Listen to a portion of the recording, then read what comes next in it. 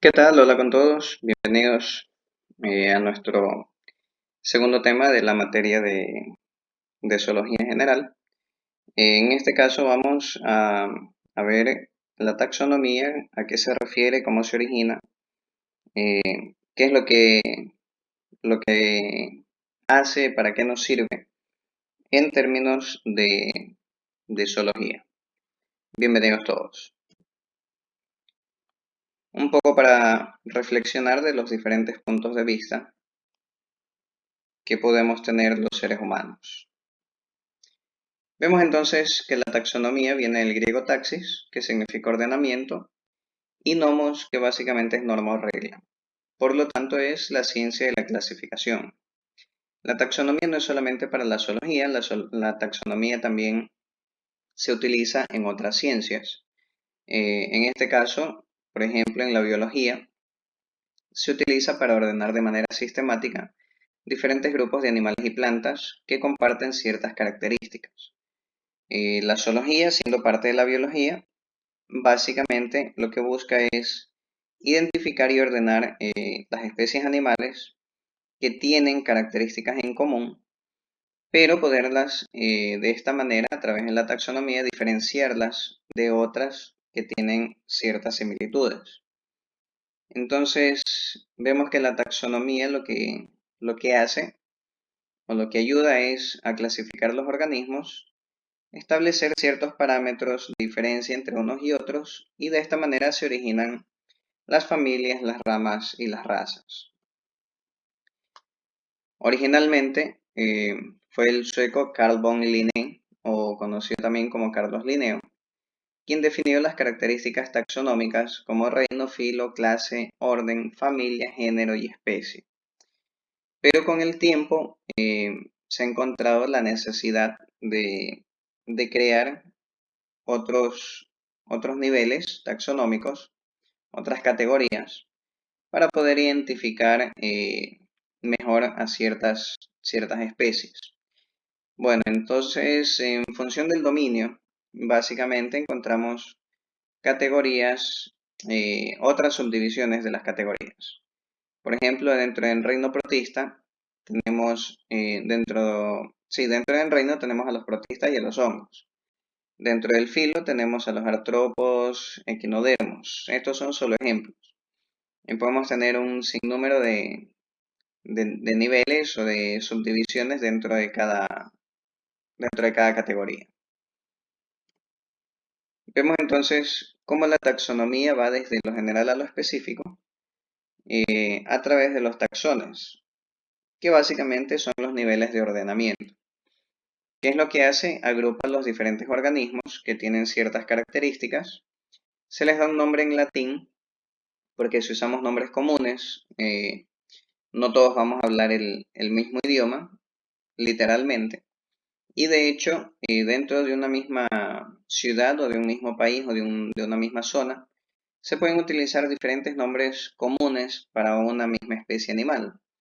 Sin embargo, cuando utilizamos un solo nombre en latín, no habría confusión porque es un nombre que se utilizaría a nivel global.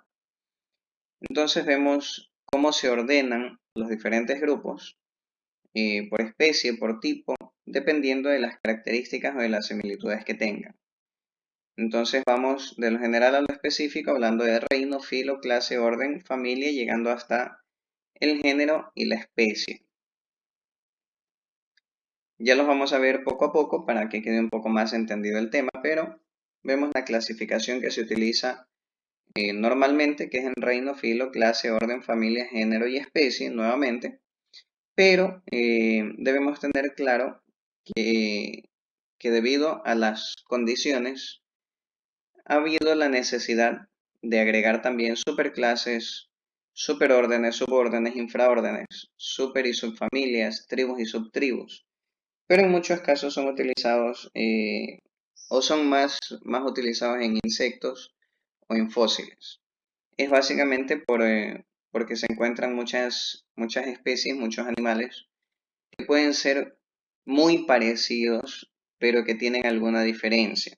Entonces hay que agruparlos de otra manera.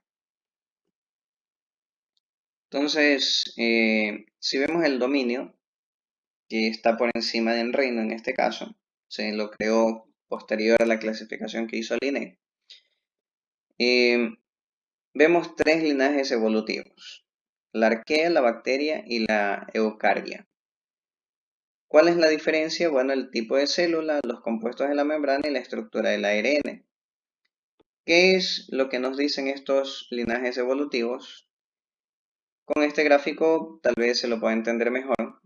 Vemos que todos vienen o todos venimos de un árbol en común o de un miembro común, de una especie común. De aquí se desprendieron las bacterias que producen o que se subdividen en todas estas familias dentro de esa línea, dentro de las bacterias. Luego tenemos una segunda rama, esto es como un árbol genealógico básicamente, donde tenemos a las arqueas y asimismo tenemos todas estas especies. Y a la par de esta rama viene una tercera que son las eucardias. De aquí es de donde de donde venimos los animales, el reino fungi, las plantas, etcétera, etcétera. Entonces vemos que todos venimos de un ancestro en común y de pronto hubo una división entre bacterias y arqueas y luego entre las arqueas y eucardias. Entonces, continuando con la taxonomía, vamos ahora en reino, sería el segundo nivel, que realmente es casi siempre el primero o casi siempre se clasifica desde el reino, no se considera mucho el dominio. Y vemos que en reino existió o se lo manejó desde la antigüedad, en la época de Aristóteles, considerado el primer zoólogo, cuando hizo la clasificación básicamente en plantas y animales. Ahí existieron dos reinos, nada más. Luego, con el tiempo, por allí del siglo XIX, al ver la ambigüedad en especies unicelulares, se crea el reino protista. Apareció este tercer reino. Luego, apareció en reino monera. Bueno, se creó o se clasificó en reino monera debido a las bacterias y algas verde azuladas, que son básicamente células procariotas.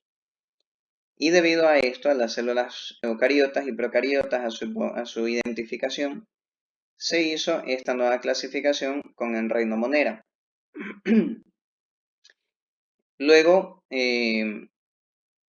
se separó o se propuso la separación de los hongos del reino de las plantas. Antes los hongos se consideraban plantas también. Y se hace la separación de estos a través del reino fungi. Y son básicamente células eucariotas que no tienen pigmentos fotosintéticos. Es decir, los hongos no fotosintetizan. Y es así como terminamos con 5 reinos. El Plantae, que son las plantas, Animalia, todos los animales, que es lo que estamos viendo. Los protistas, moneras y fungi, que son básicamente bacterias, algas, hongos, que en su mayoría son muy pequeños, son microscópicos. Entonces vemos cómo se clasifican a través de este gráfico. Básicamente, las células sin núcleo son las moneras, son las bacterias. Esta es la primera clasificación. Las células con núcleo, aquí es donde empieza a ver la diferenciación, se dividen en las que no forman tejidos, que son las protistas, y los hongos. En este caso vemos que los hongos estaban considerados antes dentro del reino de las plantas. Ahora se los separó en un solo reino. Por otro lado tenemos dentro de las células que tienen núcleo, las que sí forman tejidos. Y dentro de estas se subdividen las plantas, que son las autótrofas, y los animales, que son los heterótrofos. Entonces, así es como se subdivide o se entiende que trabajan o que funcionan los 5 reinos. Tenemos entonces el filo, como siguiente nivel taxonómico o categoría taxonómica. Y básicamente viene del griego phylon, que significa raza o estirpe. Este se usa solamente en el reino animal. En reino plantae no tiene esta clasificación de filo. En este caso, ¿qué es el filo? Es el grupo de organismos, de animales, que tienen características físicas muy semejantes. Como dijimos antes, vamos de lo general a lo específico. Vemos que, se sabe que existe aproximadamente 40 filos diferentes, pero el 80% más están dentro del filo artrópoda. Los artrópodos son básicamente los invertebrados que tienen exoesqueleto. En términos generales, o el mayor grupo aquí, para entenderlo más fácilmente, son los insectos. Podemos encontrar los arácnidos también dentro de este mismo filo, pero como decía antes, más del 80% están dentro de este mismo grupo, de los artrópodos. Los filos más comunes son el artrópodo, el molusca y el cordata, que en este caso el cordata son los que tienen columna vertebral, son los, más que nada, los más conocidos como vertebrados, pero bueno, lo vamos a ver poco a poco más adelante a medida que avancemos con el temario. Pero estos tres son los más importantes, los más numerosos. La artrópoda primero, luego la molusca y en tercer lugar está la cordata. Dentro de los más numerosos, pero de los más comunes tenemos también la poriferas y la nidaria, platihelmintos, nemátodos, anélidos y equinodermatos. Estos dentro de los 9 más comunes nuevamente, pero sabemos que hay aproximadamente 40 filos diferentes. Vemos, por ejemplo, el filo de los artrópodos, y solamente son unos ejemplos, ni siquiera son todos aquí. Y vemos que son el grupo más grande de animales. Se estima que hay alrededor de 9 millones de especies de artrópodos. Muchos incluso ni siquiera se han terminado de identificar. Pueden ser acuáticos, pueden ser terrestres. Y en este caso, en el gráfico se mencionan tal vez los más conocidos, que son las arañas, los escarabajos, las mariposas, eh, las polillas, los caballitos del diablo que le llaman, o las libélulas, los saltamontes, el insecto palo y las chicharras también. Entonces tenemos también el otro filo del que hablamos, que son los cordados. Y bueno, aquí un gráfico, unas imágenes con algunos ejemplos. Continuando con la taxonomía y nuevamente siguiendo hacia lo específico, encontramos la clase, que son básicamente los diferentes filos divididos en grupos por tener características más comunes entre ellos. Entonces vemos que de los filos nuevamente se hace una nueva división y de aquí se obtiene, por ejemplo, la clase Mamalia. En este caso hablamos de vertebrados con sangre caliente con glándulas mamarias que utilizan para alimentar a sus crías, es decir, los mamíferos. Después de la clase tenemos el orden, que básicamente es lo mismo. El orden es una agrupación de las diferentes clases de características comunes entre ellos y para tener una secuencia vemos que dentro de la clase Mamalia, de los mamíferos, están los primates. Los primates son un orden dentro de la clase Mamalia. En este orden de primates hablamos de los que tienen 5 dedos y que tienen un patrón dental similar. Entonces ya vemos cómo pasamos del reino del filo ahora estamos en clase y orden. Y aquí ya lo vamos ejemplificando de alguna manera para tener un poco más claro cómo es la clasificación. Vemos ejemplos de los mamíferos, una gran variedad de especies que tienen característica en común que todos tienen glándulas mamarias para alimentar a sus crías, entre otros. Tenemos entonces la familia, que son otra vez, después del orden, una nueva clasificación como familia, que lo que hace es otra vez agrupar los géneros que tienen características en común. Y en este caso hablábamos antes del orden de los primates. Ahora vemos que dentro del orden de los primates están los Hominidae, que son básicamente los bípedos.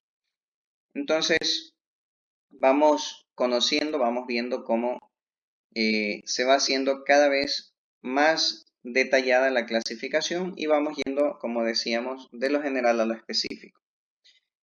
Después de la familia tenemos el género, que el género es otra vez una clasificación o las diferentes clasificaciones de la misma familia. Entonces, dentro del género vemos nuevamente las especies que se relacionan entre sí por algún tipo de característica en particular, un tema de evolución básicamente. Y vemos, por ejemplo, el género Homo, que viene de la familia Hominidae, que veíamos anteriormente, que eran los primates bípedos. Y en este caso el Homo comprende el Homo sapiens y sus antecesores más próximos, es decir, los que están más relacionados. Luego en el género vemos la especie. La especie es el último nivel o el nivel más básico, el más detallado, el más específico.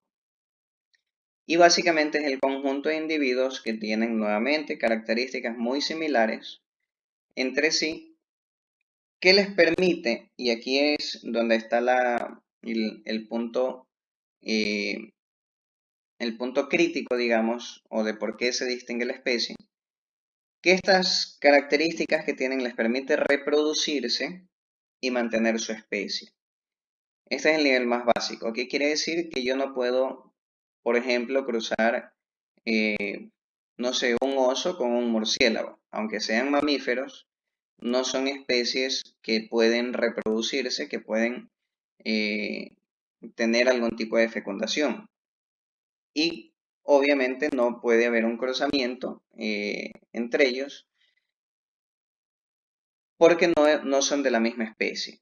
Entonces, un oso y una osa pueden fecundar y pueden tener osos y pueden seguir conservando su especie. Y ahí es donde radica la característica principal de este nivel, del nivel de la especie. Entonces, si nos vamos a la parte práctica, nos damos cuenta que el nombre científico de una especie básicamente se conforma por el género y, valga la redundancia, la especie como tal. Siempre se escribe en cursiva o subrayado cuando hablamos de género y especie. Ahora, otra aclaración. En el caso de los nombres científicos, son básicamente la base de todo. O sea, este es el que encontramos en la naturaleza. Por ejemplo, el nombre vulgar que tenemos en la imagen de la izquierda es el bisonte. Algunos lo llaman búfalo, pero realmente es bisonte. Y su nombre científico es Bison bonasus. Básicamente, hablamos de género y especie.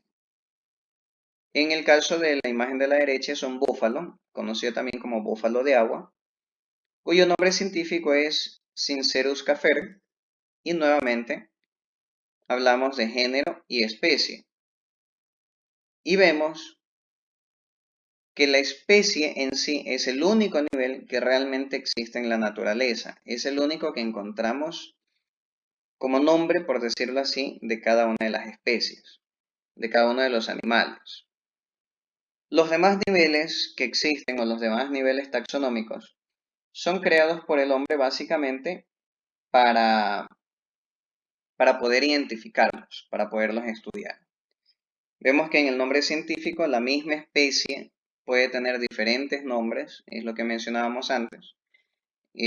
Así que para evitar esto, esta confusión que se pudiera dar, se llegó a lo que se conoce como la normalización lingüística y básicamente lo que se hace o lo que busca es que cada animal tenga un solo nombre en particular basado en la nomenclatura binomial taxonómica, es decir, nombre científico, género y especie. Esto, bueno, una tarea para los estudiantes de esta cátedra y con eso terminamos esta presentación. Espero haya quedado todo claro. Muchas gracias.